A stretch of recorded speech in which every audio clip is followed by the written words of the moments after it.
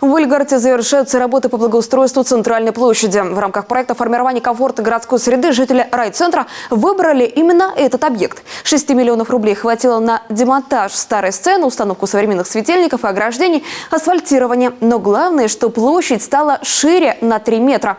В федеральном проекте формирования комфортной городской среды в Ульгарте участвует с 2018 года. Программа заканчивается уже в 2024 году.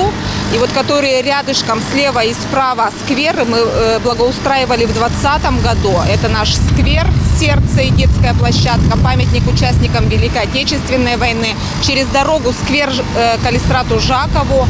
И то есть оставалась одна центральная площадь. Чтобы поставить финальную точку в центре, вот в этом году благоустроим, выполним текущий ремонт центральной площади.